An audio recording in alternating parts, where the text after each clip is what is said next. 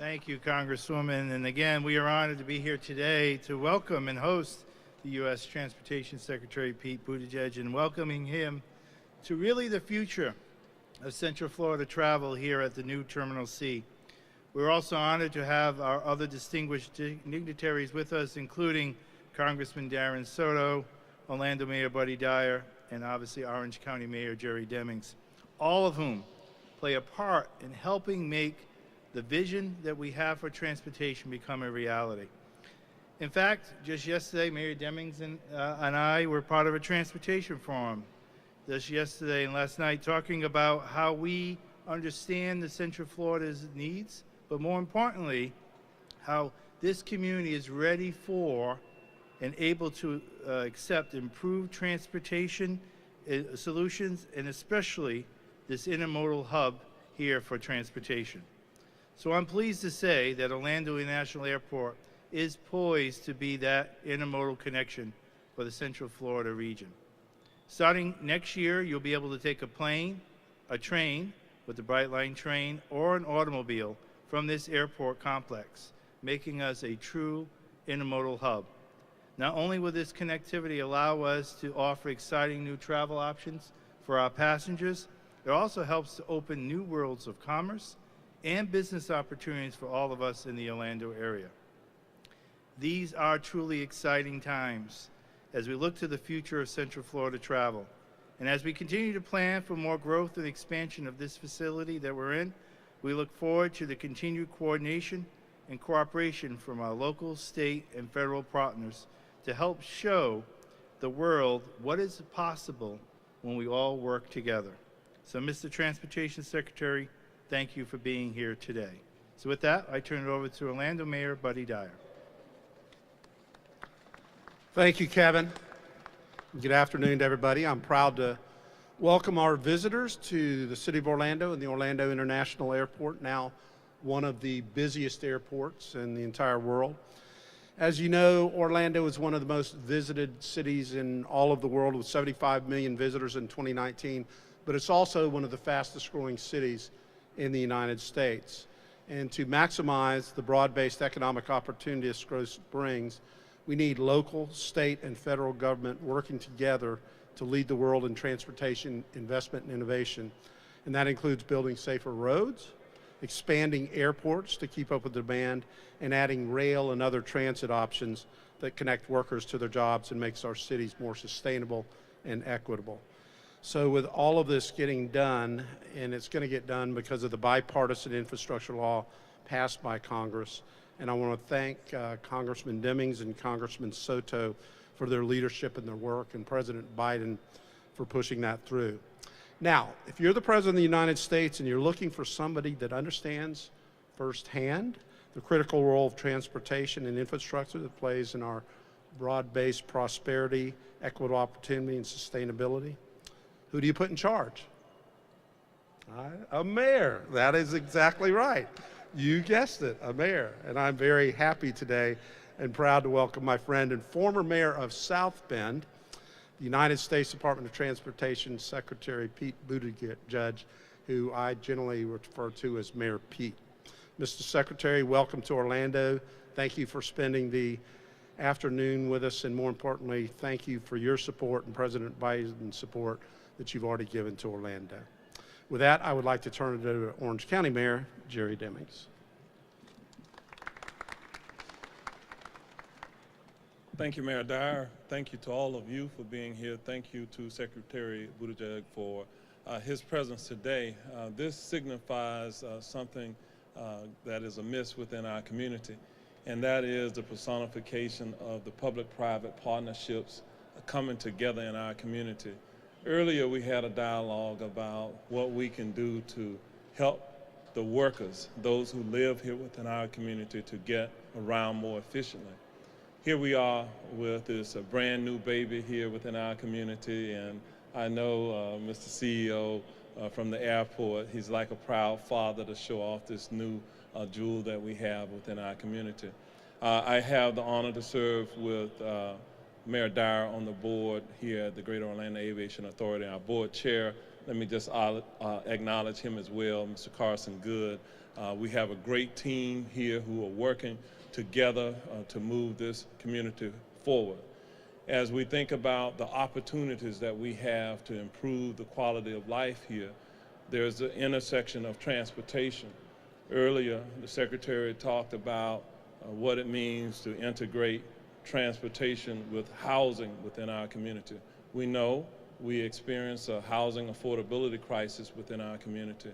But when we put our minds together and we work to improve our infrastructure, it's an opportunity to improve the availability of good jobs within our community. It's an opportunity for us to improve the availability of affordable housing within our community.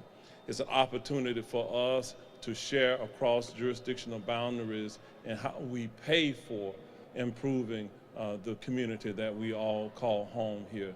And so, Mr. Secretary, thank you from the bottom of my heart as a lifelong resident of our community for coming here and showing the focus from the federal government, from the President to your office to others. We look forward to filling that gap. We have a $21 billion need in our community centered around transportation infrastructure.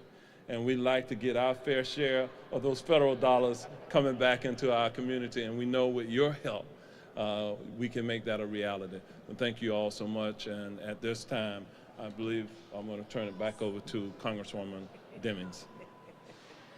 Okay, we heard that loud and clear, get our fair share of those dollars. I also want to just acknowledge the presence of the Deputy Administrator of the FAA, Brad Mims, who's also with us today. And now it is my honor to present the United States Secretary of the Department of Transportation, Pete Buttigieg. Thank you. Thank you very much, Congresswoman Demings, for the warm welcome, the warm words, and the terrific work that you're doing. And I want to thank everyone who is joining us, including my former fellow mayors, Mayor Dyer, who has been a friend since I wore the title, Mayor Demings, and I'll say local leadership. My belief in the importance of local leadership has only grown since I've entered into federal office, and it's only become more demanding since I wore that title. So we continue to admire the work you're doing on the ground and be here to support you every way that we can in your extraordinary local work. And before I get into the rest of my remarks, I want to say a few words about Hurricane Ian. I had a chance to see some of the impacts from the air and the ground yesterday. Met with officials helping to coordinate the response, as well as some of the essential workers who were part of that. So I want to reemphasize what President Biden said to the people of this state when he was here earlier this month, which is that this administration is committed to helping Florida rebuild quickly and rebuild stronger, and we are in it for as long as it takes. There has been good partnership and good cooperation at every level to get the airports back up and running, to get many bridges and roads back up and in operation, to get over $500 million in FEMA assistance to date to Floridians. But we know there's going to be much more work to do on the road ahead to help people and the state fully recover, and we will be there. And the Department of Transportation is doing our part. In fact, I'm pleased today to share that the Department of Transportation is making available $50 million in emergency funds to repair roads and bridges in the aftermath of Hurricane Ian so that people and goods can get to where they need to be safely.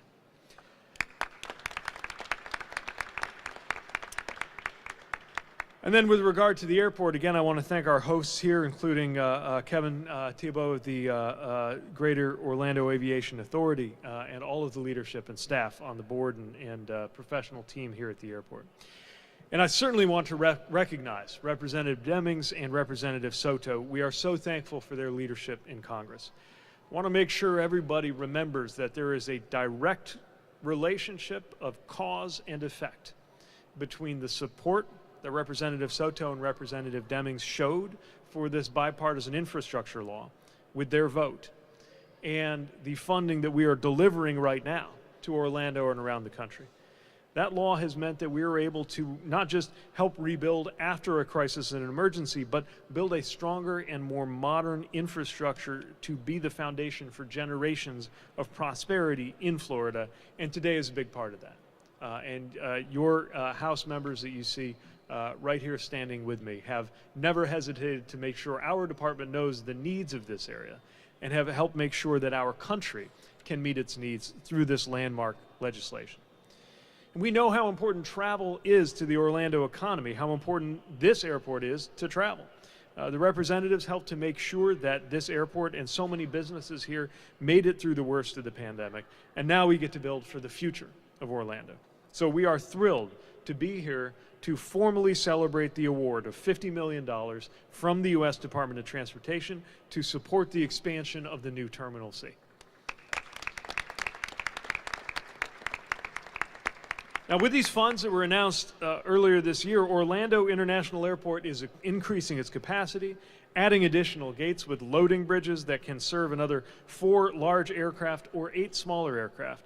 And it's going to improve the passenger experience with more efficient boarding, better baggage system, and improved accessibility for travelers with disabilities. New Terminal C also shows how infrastructure is not just about metal and steel, it's about people's lives. Certainly every resident of this region who needs to catch a flight somewhere else to reach their family or make it to a wedding or an important event or a job interview, they're going to have more flight options to do so and a better experience getting there. And also, every traveler who arrives in Orlando by air, walks off the plane through those new gates, is going to be contributing to the economy at a restaurant, at a store, somewhere that Orlando residents work. We're not just investing in airports. Through this bipartisan infrastructure law, we are helping so many communities bring to life their own visions for unique transportation improvements and better transportation for all. And there's a lot of examples of what that looks like in practice just right here in Florida. One issue we've seen is right now too many truck drivers are spending time, losing time, searching for parking and ultimately have to park on a ramp or a highway shoulder somewhere that is not safe for them or for anybody else. So we're helping to build 120 new truck parking spaces on I-4 between here and Tampa on a route that carries over 18,000 trucks daily. We're investing $25 million to reduce at-grade collisions with Brightline, and I really enjoyed participating in a conversation with Brightline leadership earlier today.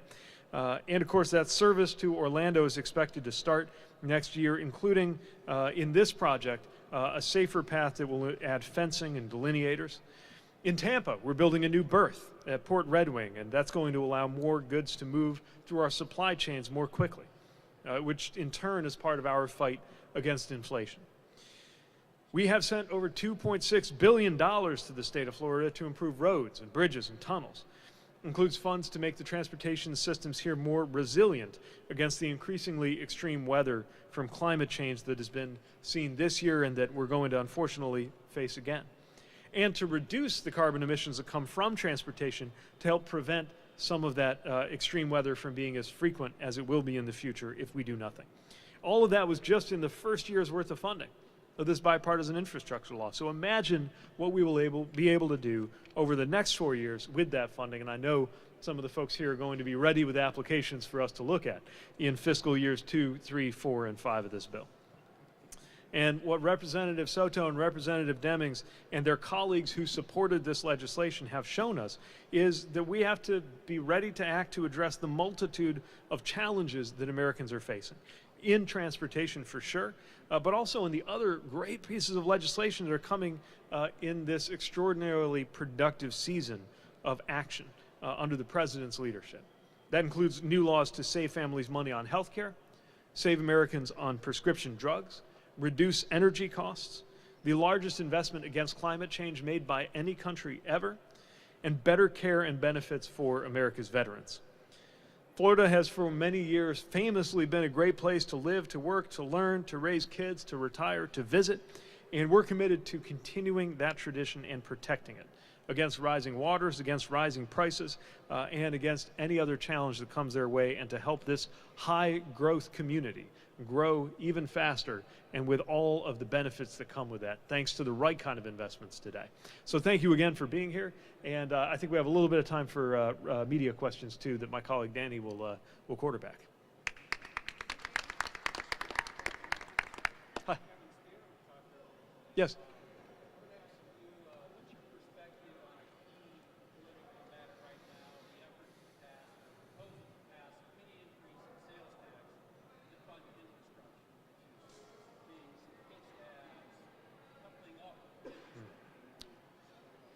Well, let me say this. As we have seen many communities and sometimes states decide to make their investments in infrastructure, that has coupled very effectively with federal investments. In other words, it's not an either or. And what we've seen is when a community is ready to step up, including taking on some level of cost to put skin in the game, that helps us to be a better partner at the U.S. DOT.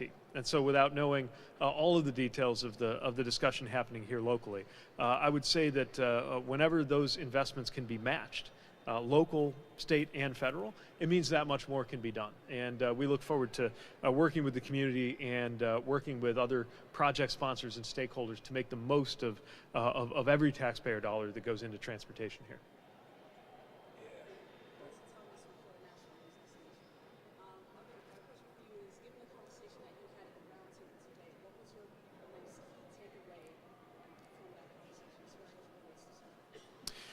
The biggest thing I took away is the interconnectedness of the different forms of transportation, and this multimodal terminal reflects just that.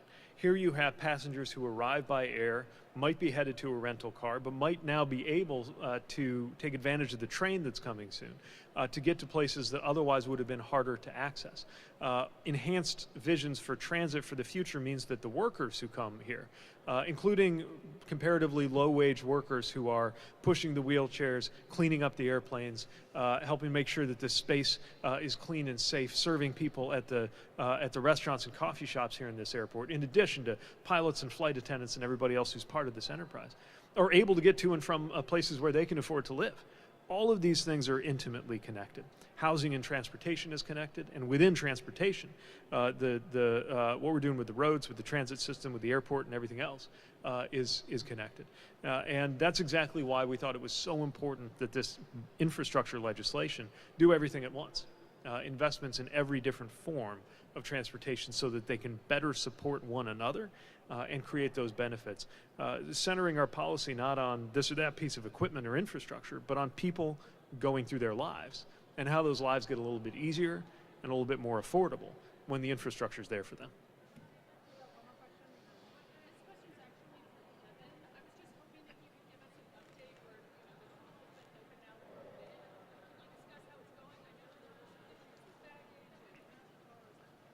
So we've been open now for just a month.